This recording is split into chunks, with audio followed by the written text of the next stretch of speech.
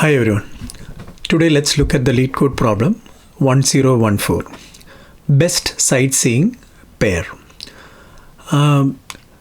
Let's try to understand the question here. You are given an integer array values where values of I represents the values of the ith sightseeing spot. Two sightseeing spot I and j have a distance j minus I between them. So as you can see in this example, let's take 8 as I and 1 as j. Then j minus I is the distance between it. So basically it will be 1. Okay. The score of a pair I less than j of sightseeing spot is values of I plus values of j plus I minus j. This is a bit misleading. So if you see, it's like it is the sum of the values of I and j minus the distance between them. So you can put it as values of I plus values of j minus j minus I. Okay. Return now basically what we have to find is the maximum score of a pair of sightseeing spots. Okay, sorry, sightseeing spots. So we have to find the highest score that we can get using this one.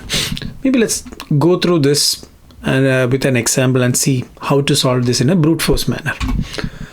Now, as I mentioned earlier, the score is equal to sum of values minus distance between the two sightseeing spots. So it is like values of I plus values of j minus j minus 1, j minus I, my bad. Okay. Given I is less than j. Okay. Now let's take an example to show here.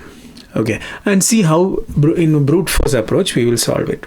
Now let's take 8, the first index, and then fix, like keeping this as I, let's try putting different j for each of these sightseeing spots. So we will take 8 and 1. So that means 8 plus 1 minus 1 because the distance is 1. So that means it will be 8. Similarly, we'll go here. It will be 8 plus 5 minus 2 and so on. So, and then we at the same time keep track of the max score. Now we will try with the next index and so on. And at the same time, we will keep track of the max scores. Now, if you see this approach, you can see, right, it is n into n minus 1 into n minus 2 and so on. So it's the time complexity will be order of n squared. And the space complexity, you can keep track of it using a max score variable. So it should be order of 1. Okay. Given that it's a median problem and order of n squared doesn't seem to be good enough. Now let's see how to solve this, how to improve the time complexity and see whether we do something to get it done in one iteration or one pass. Now let's try to get the intuition of this problem. To tell you frankly, I couldn't get this in my first attempt. It's a very difficult intuition to get, but the code is very simple. Okay, so now let's take use our brute force approach as our reference. Okay, now we start at as we can see here. What we were trying to do was we fixed the I and tried to find the j which will give us the maximum score. The problem with this approach is, if you see here, the max score depends on two items. It is directly proportional to the magnitude of these values, but inversely proportional to the distance. And the problem here is we don't have any control on the values on the right. Basically, because j is on the right side, so you don't have any control over there. You could have a spike of a huge, maybe something like here. You could have a value which is maybe 20, 30, and then even if it is far away, it will still have a pretty good score. Okay, so can we do something better here? Okay, now let's try to reverse the logic here. Let's see whether for a given j, what is the best score possible? So what do we mean is, because we cannot take j as the first element, so let's start with the second element. Okay, now given this as j, what is the best possible I that we can have?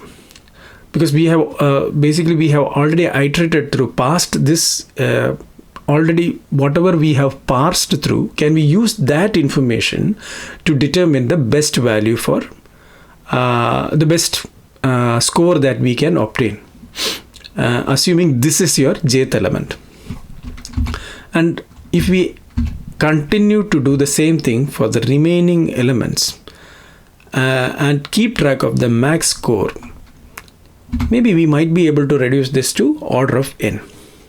Now, given this intuition, let's see how to solve this problem. I would recommend, given this intuition, try to see whether you can solve this problem by yourself. Okay. Now, anyway, let's go into the details. Okay. We will go through each of these terms. I will also explain these terms. Okay.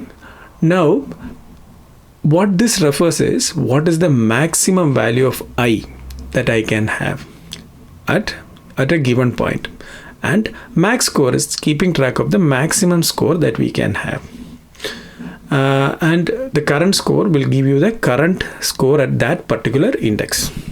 Okay, now let's take 8 as our input. At this point, as you can see, the maximum score is infinity because you don't have an I to its left, so we kept it as negative infinity, and your max I value will be 8. So at this point, if I take this as I, the maximum value that I can give is 8. Okay, we can go further and then let's see how this works. Now, when I come to this index, okay, I assume this as j. The distance for this to travel, distance of this max ith value will be, it is I minus 1th values, right? So it will be 8 minus 1, so that is 7. Okay, that's what we call here. All right, and plus the current value, that is the current input, that is 7 plus 1, so you will get 8 here. Okay, I hope this is clear. So what happens is, this is your maximum value at the I minus 1th location. So for it to travel to the ith location, it will need to travel a distance of 1. So that means your maximum score that you can have is 1 plus max of I minus 1 plus minus 1. So that is 7 plus 1, that is 8. Now, of course, we can do a max score comparison and put this value. Now, let's calculate the max possible ith value for all the things that comes to its left. So if you see here, for this data to travel to this spot, it takes I minus, it will have to decrease its value by 1. And at this spot, this value will remain as the current input. And if we take the max of max I minus 1, okay, minus 1, because it has to travel a distance 1, and compare it with the input at ith location, then you will see that this will become 7. Okay, now let's take the travel to the next input. So here 5. Now using this understanding, so our current score will become 5 plus 6, that is 11, and the max score of course will become 11, and the current max I value will be 7 minus 1, 6 comma max of 6 comma 5. So this will be 6, and this logic continues. And maybe like this is just an inverse case, so I'll just explain. So this will be 6 plus 5 minus 1, so that is 10. So max value will be 11.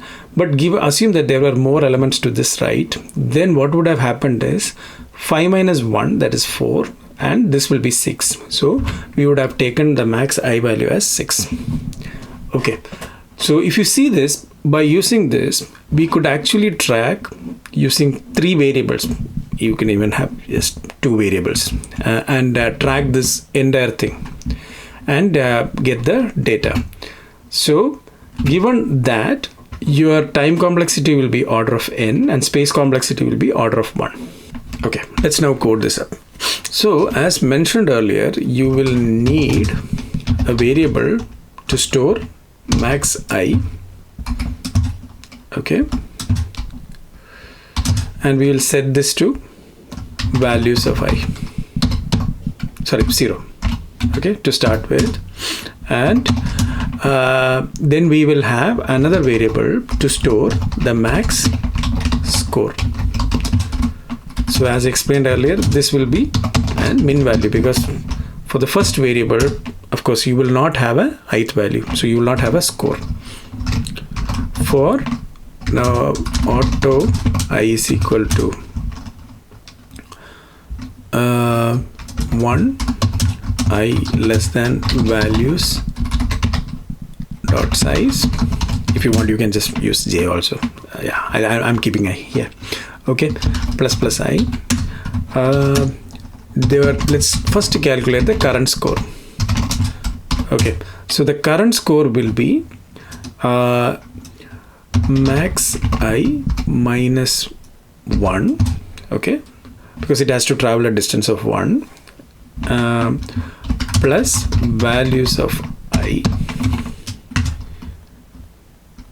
minus 1. Sorry, that is already taken care. So this is what you have. So it is max I minus 1. It has to travel a distance of 1 and values of I. And then your max score will be max of cur score, comma, max score.